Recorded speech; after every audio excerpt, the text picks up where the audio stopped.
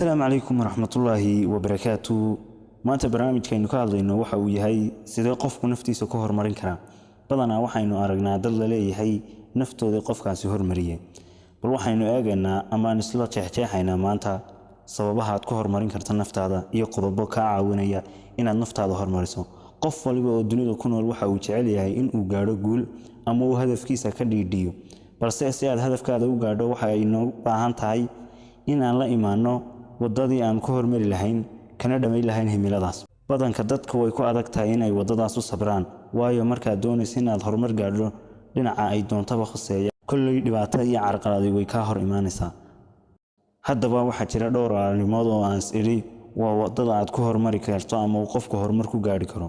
qofka sameeyana uu ka mid dhalin karo horumarkiisa iyo higsigiisa ayaan hoosta ka xusi doonaa. ku soo dhawaano qodobka koowaad, tala saarashada. dad muslima ayaynu nahay. qofku waa inuu laba ragcadood oo la yiraahdo salaatu istikhaara tukada. khayr u leedahay ilaahay waafajiyo, haddii aanay khayr u lahayna ilaahay ka joojiyo. nacam waxa laga wadaa haddii ay waxani ku wanaagsan tahayna ilaahayow ii soo dhaweey oo khayr iga yeel. haddii aanay wax dambiyo inaad ka faa'iideysana ilaahayow iga fogee oo haysi macaanayn. qodobka labaad, dareen maxaan ka wadnaa? qofka oo leh karti uu ku arki karo meesha ay ka jirto fursad horumar ku gaari karo, kadibna isku dayo inuu raadiyo wixii suurtagelin lahaa si uu arrintaa uga miro dhaliyo.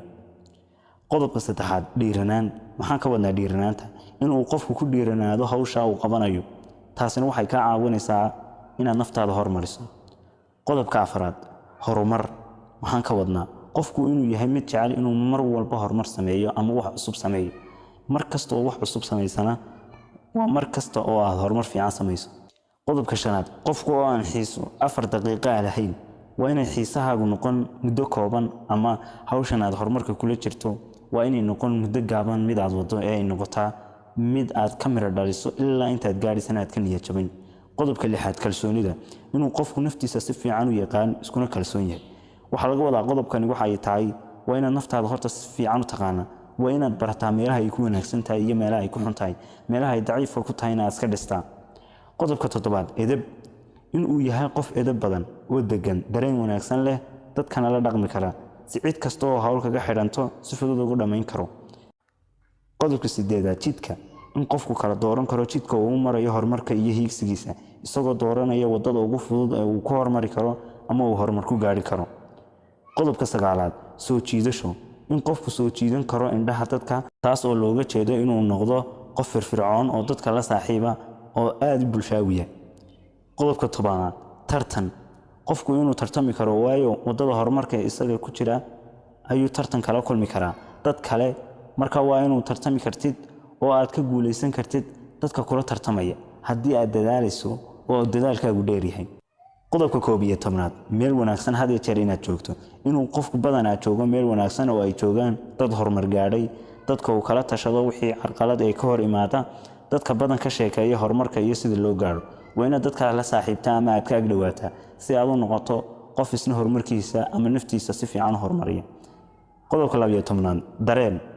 inuu qofku leeyahay dareen xoogan iyo jacayl uu qabo hawsha uu doonayo inuu horumar ka gaaro.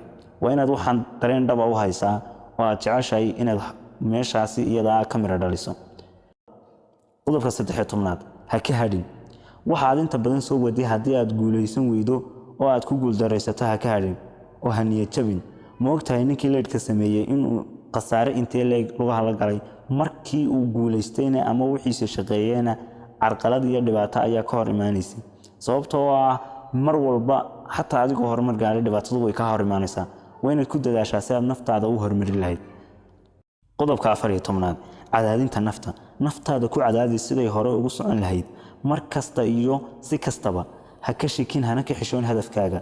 naftaada ha mahadin, hana hubsan inaad weli gaadhin meesha u sarreysay.